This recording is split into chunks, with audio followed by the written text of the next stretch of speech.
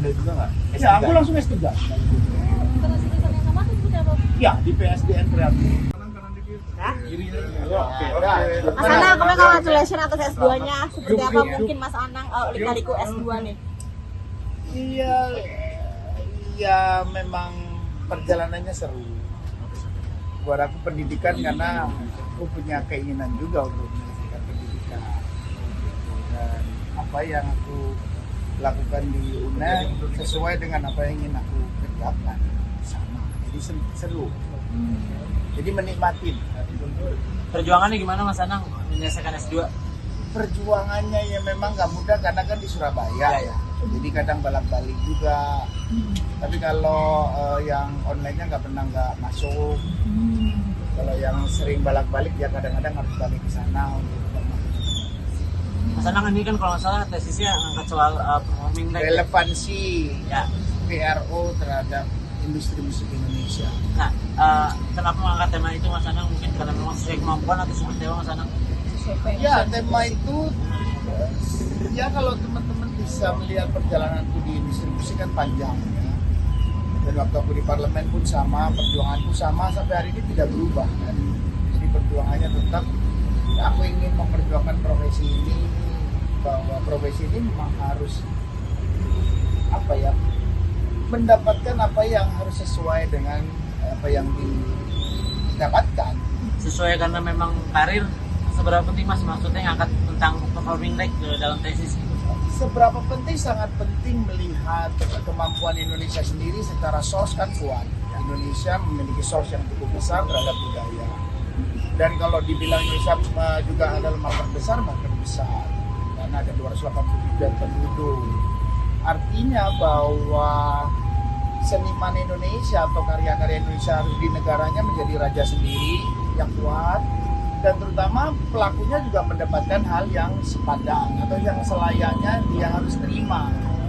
Nah, dengan Indonesia berjalan belum 100 tahun, memang ini challenging untuk bagaimana sebetulnya menyusun aturan tata kelola yang baik terhadap industri musik Indonesia. Nah, hasil tesis ini bakalan dibawa ke reality atau maksudnya kehidupan nyatanya Mas Anang nggak sih? Atau seperti apa ke depannya mungkin dari hasil tesis ini? Ya pastinya karena ini adalah ide dari pikiran ya, dan aku juga pelaku, jadi aku ingin bersumbangsi lah terhadap perjalanan industri musik Indonesia. Tapi kan sampai detik ini kan masih dalam bahasan DPR gitu Mas Anang. Apakah mungkin sudah ada maksudnya ikut turun terlibat juga di sana? Karena kan yang mengurus kan Mas Dhani, sahabat Mas Anang juga gitu kan.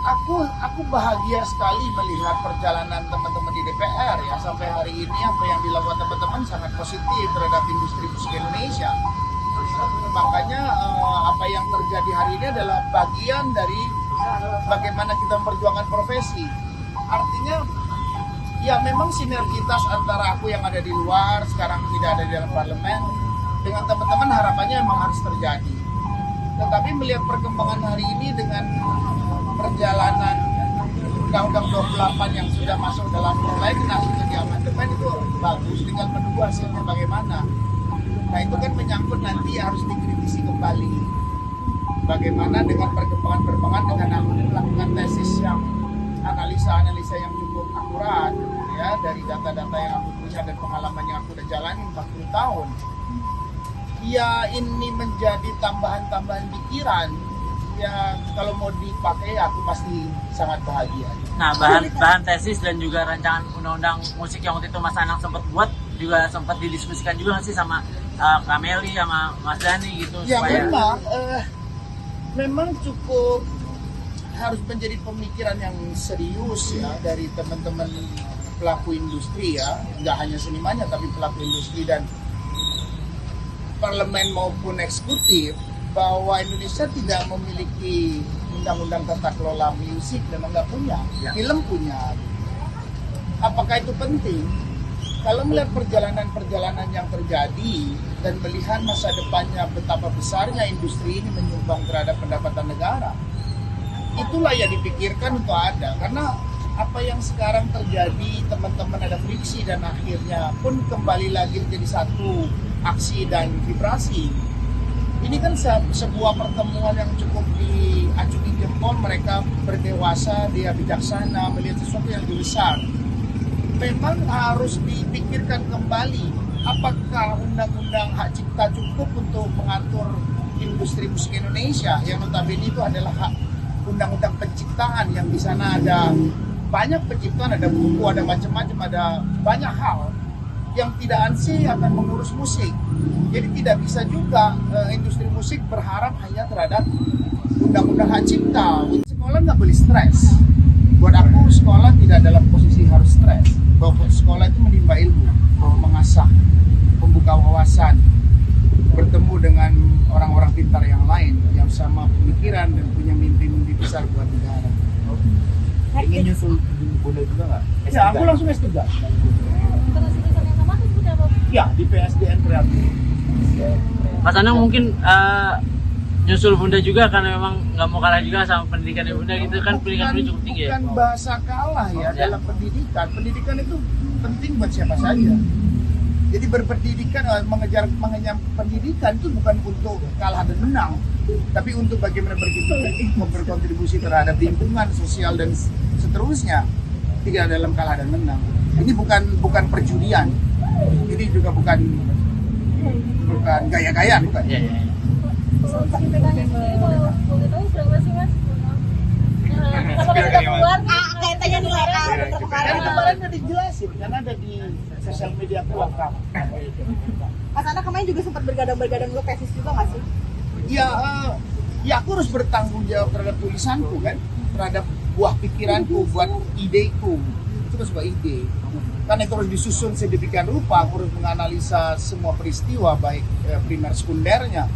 Iya, ya itu challengingnya. Dan itu bukan sebuah masalah, bahwa itulah bagian perjalanan yang harus prosesnya diselesaikan. Bukan masalah. Mungkin nantinya Mas Anang mau gantung mic, mau jadi akademisi itu seperti apa Mas Anang? Tidak terus aku tidak, ya mau tetap jadi penyanyi, tetap jadi pedagang kue, tetap akan bersumbangsi ke pendidikan, terus aku mencari duit halal di nyanyi. Problemnya kan nggak ada. Di mana problemnya nggak ada. Bahwa aku harus bisa menjaga semua berjalan dengan baik seperti semula, ya memang aku cita-citakan, ya harus serius. Kemarin itu kemarin juga sempat posting juga jalan-jalan sama cucu nih. Gimana nih Mas Anang, mungkin ada kerepotan juga nggak sih ini? Ya cucuku udah pinter dua-duanya, udah banyak ngomong. Tapi mungkin persiapannya seperti apa kemarin tuh? Apalagi kan dititipin. Udah jangan tercinta yang banyak itu. Makasih Mas Anang. Vlog Tribun X sekarang menghadirkan lokal menjadi Indonesia.